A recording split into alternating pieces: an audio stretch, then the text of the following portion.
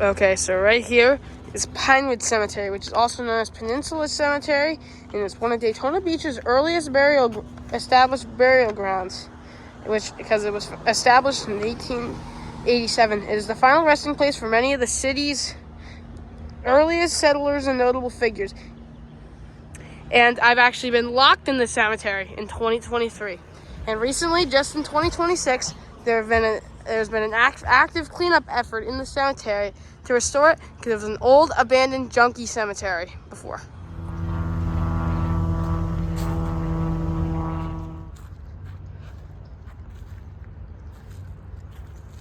Look at this, vacationing on unknown land.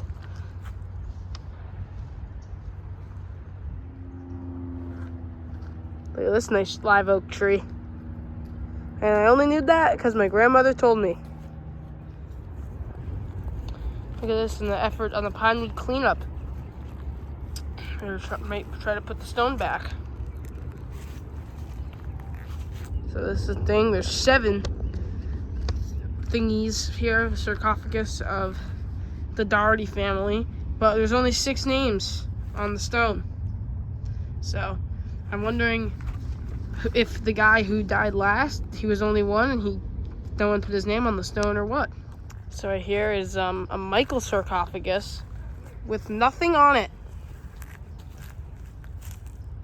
2022, right over here, one of the most recent burials here.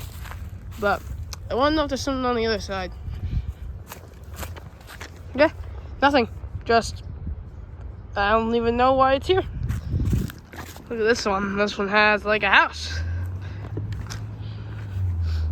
The house, but I didn't know half of these stuff was here until I actually got here. So it's an interesting gravestone.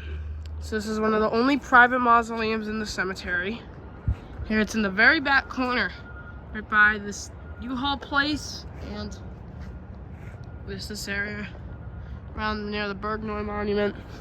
Yeah, Albert Chacon Rawlings. So we're here at the grave of Charles H. Stewart, and he was a 4-term mayor of Melbourne, Florida, serving from 1890 to 1891, and again from 1902 to 1905. He was also involved in banking and business ventures in the area.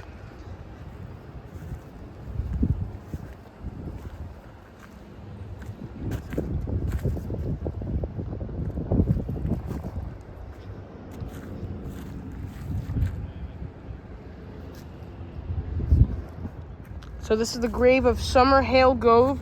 She was a prominent developer and architect in Daytona Beach, known for constructing the first Port Orange and Seabreeze bridges across the Halifax River. It took us forever to find this thing.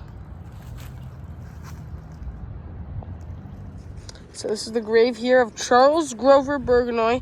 He was a prominent early settler in Daytona Beach, known for his contributions to the city's development. He's a beautiful cross here. He's got a beautiful marker right here. And that very beautiful here at Pinewood Cemetery. So right here is the grave of Charles F. Bergman, and he was a mayor of Seabreeze that verged into the town that we know today as Daytona Beach.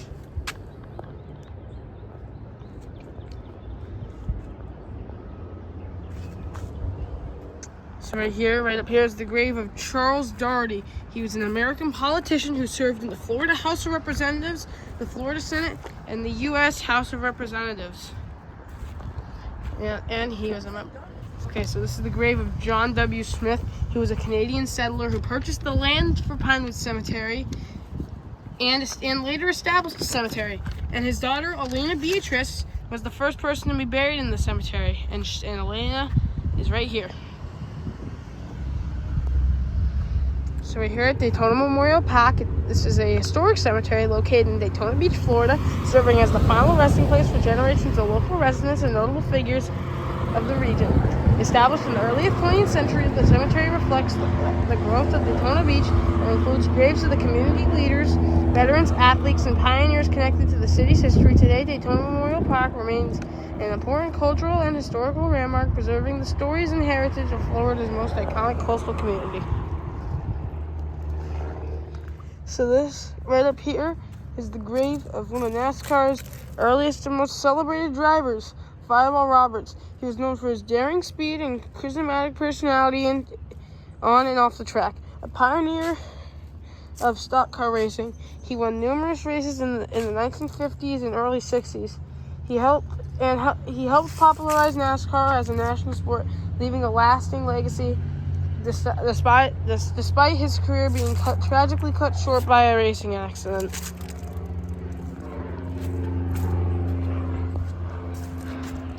So this is the grave of Marshall Teague. He was an influential American race car driver from Daytona Beach, Florida, nicknamed the King of the Beach for his dominance on the early Daytona Beach road course. He competed in NASCAR formative years, winning 7 Grand National races and helping secure factory support for the Hudson Hornet, and later became a 2-time AAA stock car champion before moving to open rail competition.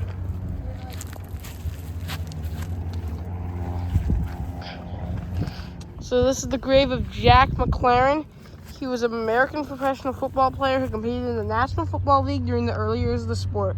Known for his athletic ability and toughness on the field, he was a part of the generation of players who helped shape professional football in its formative era. So right here is the original grave site of Bill France Jr., a NASCAR pioneer. He was the president of the sport for a while. Okay, he's no longer buried here. So.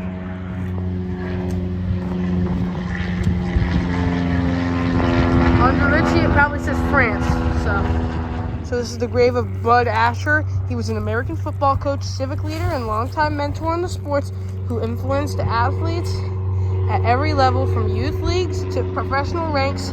He coached in Pop Warner High School programs across Volusia County and at Bethune-Cookman University, and later scouted talent for NFL teams, including the San Diego Chargers, Cincinnati Bengals, and Oakland Raiders, leaving a lasting legacy in the football development.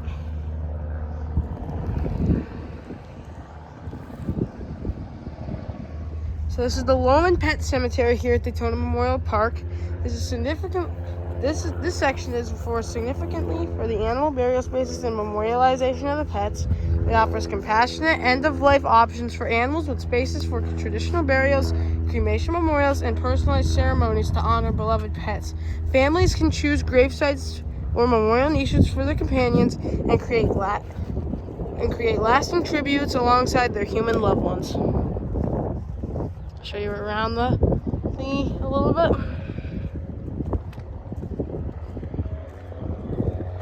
This monument right here, all in honor of all military dogs.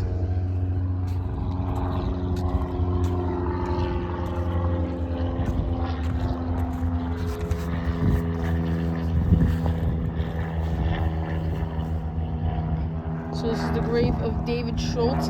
He was an American politician and attorney who served as the 26th governor of Florida from 1933 to 1937. He was a progressive Democrat. He focused on economic recovery during the Great Depression, supporting public work programs, education reform, and labor rights, leaving a lasting impact on Florida's state government and infrastructure.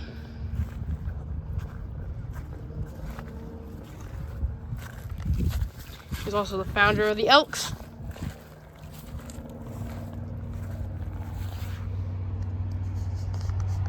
And just over here is Napoleon LaJoie. He was one of the greatest hitters in baseball's early era and a cornerstone star of the Cleveland franchise, where he helped establish the team's identity in the American League. A Hall of Famer, LaJoie finished his career with a .338 batting average and is remembered for his skill, sportsmanship, and lasting impact on the game's early professional years. So right here is the grave of Johnny Patterson. He was an American stock car racer who competed in NASCAR Grand National Series during the 1950s and driving in 25 races between 1952 and 1959. He earned multiple top 5 and top 10 finishes and was known for his skill on short tracks during his career. So this is the grave of Fred Merkle. He was a professional baseball player, best known for his role in the famous 1908 Miracles Boner, which one of the most talked about moments of baseball history. Despite that incident, he went on to have a solid 16-year major league career, winning World Series titles with the New York Giants and earning respect as a dependable first baseman and outfielder. And because of that Merkle's thing, his grave is actually behind his parents. He wanted it unmarked, and it's behind over here. So this is the grave of William Henry France, the father of NASCAR founder Bill France Sr. He was a hardworking Midwestern mechanicist whose mechanical skills and interest in automobiles strongly influenced his son at an early age. His practical knowledge of engines and racing culture helped shape Bill France Sr.'s passion for motorsports, which later led to the creation of NASCAR.